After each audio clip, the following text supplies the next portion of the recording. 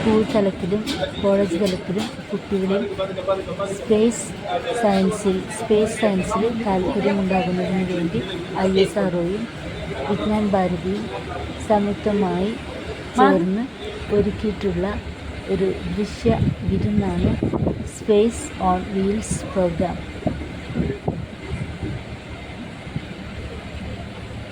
ഈ ദൃശ്യവിരുന്ന് ആസ്വദിക്കുന്നതിന് വിവിധ സ്കൂളുകളിൽ നിന്ന് ധാരാളം കുട്ടികളും അധ്യാപകരും എത്തിച്ചേരുന്നുണ്ട്. അതുപോലെ കോട്ടുമല സ്കൂളിൽ നിന്ന് ഞങ്ങളും അവിടെ എത്തിച്ചേർന്നു. ഇവിടെ കണ്ട നേരിട്ടുള്ള ദൃശ്യങ്ങളാണ് നിങ്ങൾക്ക് മുന്നിൽ കാണുന്നത്.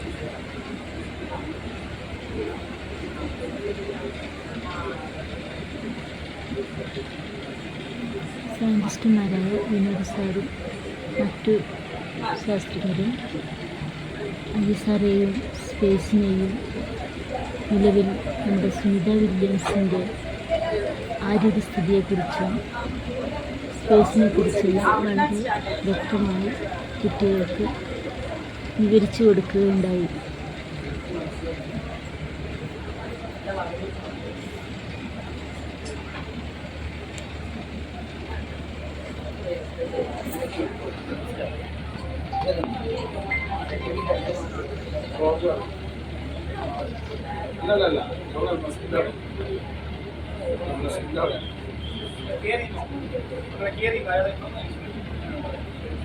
ഒന്ന് സൈഡ് ആയിക്കോട്ടോ, എക്സ്പ്ലെയിൻ ചെയ്യും. ഈ മിഷനിലാണ് ഗഗൻയാൻ എന്ന് പറയുന്നത്. നമുക്ക് സ്പേസിലേക്ക് മനുഷ്യനെ കൊണ്ടുപോകണ്ടേ. ഇപ്പം മറ്റൊരുപാട് രാജ്യങ്ങൾ കൊണ്ടുപോകാറുണ്ട്. അമേരിക്കയിൽ തന്നെ ഒരുപാട് പ്രൈവറ്റ് കമ്പനികൾ ഉൾപ്പെടെ കൊണ്ടുപോകാറുണ്ട്. അപ്പൊ ISROയ്ക്ക് സ്വന്തമായിട്ട് മനുഷ്യനെ ബഹിരാകാശത്തേക്ക് കൊണ്ടുപോകാനുള്ള ഒരു പദ്ധതിയാണ് ഗഗൻയാൻ എന്ന് പറയുന്നത്. അപ്പൊ അതിനു വേണ്ടി ഡിസൈൻ ചെയ്തിട്ടുള്ള മൊഡ്യൂളാണ്. അപ്പോൾ മൊഡ്യൂളിനെ കവർ ചെയ്തുകൊണ്ടുള്ള ഒരു ക്രൂ എസ്കേപ്പ് സിസ്റ്റം ഉണ്ട്. നിങ്ങൾ അവിടെ ഒരു ക്രൂ എസ്കേപ്പ് സിസ്റ്റം കണ്ടോ, മോഡൽ കണ്ടോ? അപ്പൊ അത് അതിന്റെ പ്രൊട്ടക്ഷന് വേണ്ടിയിട്ടാണ് ആഡ് ചെയ്തിട്ടുള്ളത്. എന്തെങ്കിലും കാരണവശാൽ നമ്മുടെ റോക്കറ്റ് തകരുകയാണെങ്കിൽ പോലും ഇതിനുള്ളിലുള്ള പാസഞ്ചേഴ്സിന് ഒരു ആപത്തും സംഭവിക്കാതെ അവരെ തിരികെ കൊണ്ടുവരാൻ വേണ്ടിയിട്ടാണ് ക്രൂ എസ്കേപ്പ് സിസ്റ്റം കൂടി ആഡ് ചെയ്തിട്ടുള്ളത്. അത് അതിനുള്ളിലായിരിക്കും നമുക്ക് പാസഞ്ചേഴ്സ് ഉണ്ടായിരിക്കാം. ഓക്കെ, അവർ 6 ദിവസം ഭൂമിയെ വനം വെച്ച ശേഷം തിരികെ കടലിലേക്ക് വന്ന് ലാൻഡ് ചെയ്യും. ഒരു ക്രൂ മൊഡ്യൂളുണ്ട്, അതിനകത്താണ് അവർ ഇരിക്കുന്നത്. അത് അതിനാവശ്യമായ ഓക്സിജൻ സപ്ലൈയും ഫുഡ് സപ്ലൈയും ഒക്കെ അതിനകത്ത് തന്നെ ഉണ്ടായിരിക്കും. ഇത് നമ്മുടെ മറ്റൊരു സാറ്റലൈറ്റ് മിഷനാണ് വരുന്നത്. നമ്മുടെ ഒറ്റ മിഷനിൽ തന്നെ 107ഓളം സാറ്റലൈറ്റ് ലോഞ്ച് ചെയ്തായിരുന്നു PSLV യൂസ് ചെയ്തത്. അപ്പൊ ആ ഒരു മിഷനാണ് കാണിക്കുന്നത്. ഒന്നിലേറെ സാറ്റലൈറ്റ്സ് നമുക്ക് ഒറ്റ മിഷനിൽ തന്നെ ലോഞ്ച് ചെയ്യാൻ സാധിച്ചിട്ടുണ്ട്. മുമ്പ് SpaceX ചെയ്യുന്നതിന് മുമ്പ് അതിന്റെ റെക്കോർഡ് ISROയ്ക്കായിരുന്നു. ഏറ്റവും കൂടുതൽ ലോഞ്ചസ് ഒറ്റ ലോഞ്ചിൽ തന്നെ ഏറ്റവും കൂടുതൽ സാറ്റലൈറ്റ് ബഹിരാകാശത്തേക്ക് എത്തിച്ചതിന്റെ റെക്കോർഡ് നമുക്കായിരുന്നു, ISROയ്ക്കായിരുന്നു. അതുപോലെ നമ്മൾ ഒരുപാട് പദ്ധതികൾ ചെയ്തിട്ടുണ്ട്.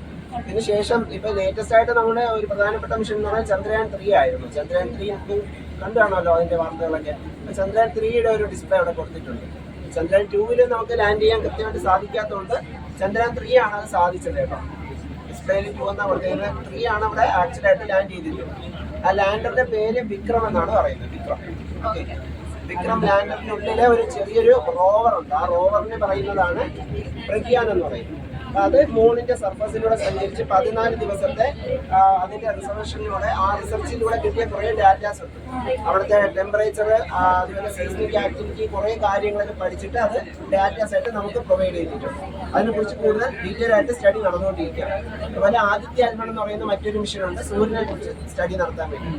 അപ്പൊ സണ്ണിന് എന്തൊക്കെയാണ് നടക്കുന്നത്, അവിടുത്തെ മാസ് ഇജക്ഷനൊക്കെ മനസ്സിലാക്കണം.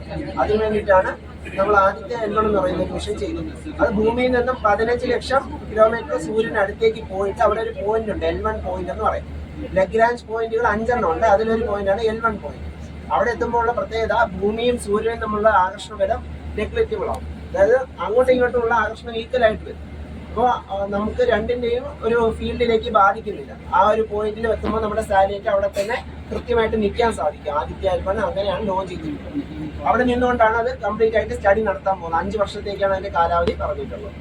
ഓക്കെ, ഇതുപോലെ നമ്മുടെ ഒരുപാട് മിഷൻസ് ഉണ്ട്. ഒരുപാട് സാറ്റലൈറ്റ്സ് യൂസ് ചെയ്തിട്ടുള്ള ആപ്ലിക്കേഷൻസ് ഒക്കെ ഉണ്ട്. ആ ആപ്ലിക്കേഷൻസ് ഒക്കെയാണ് ഈ കാണിക്കുന്നത്. ആരോ എന്തോ ചോദിച്ച പോലെ എനി ഡൗട്ട്സ് ക്വസ്റ്റ്യൻസ് ചോദിക്കാം. 5 വർഷത്തേക്ക് ആവശ്യമുള്ള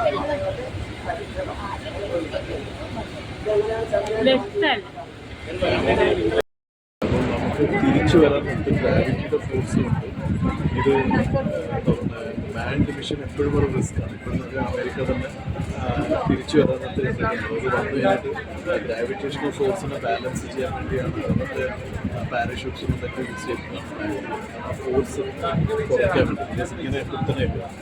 അപ്പോൾ അതിനു വേണ്ടിയുള്ളതായിട്ടുള്ള റിസർച്ചും കാര്യങ്ങളും നമ്മൾ നോക്കുന്നത് ഈ വരുന്ന കാലങ്ങളിൽ റിസർച്ചും ഡെവലപ്മെൻറ്റ്സിൻ്റെ കാര്യം നോട്ട് ഓൺലി സ്പേസ് റിസർച്ച്, പക്ഷേ നമ്മുടെ ഏവിയേഷൻ ഫീൽഡിൽ വന്ന ഒരു മാറ്റം വരും.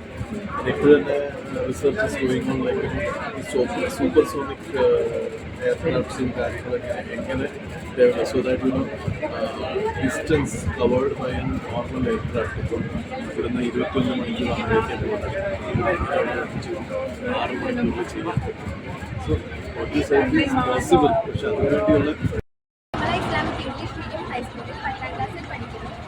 ഇസ്രോയിൽ വിജ്ഞാൻ ഭാരതി ഓർഗനൈസ് ചെയ്യുന്ന സ്പേസ് ഓൺ വീൽസ് എന്ന പ്രോഗ്രാം വിദ്യാർത്ഥികൾക്ക് സ്പേസിനെ കുറിച്ച് കൂടുതൽ അറിയാനും മനസ്സിലാക്കാനും റോക്കറ്റുകളെ കുറിച്ച് പഠിക്കാനും ഈ അവസരം ഉപകാരപ്പെടും. ഞങ്ങൾക്ക് ഇവിടെ വരാനും സന്ദർശനം നടത്താനും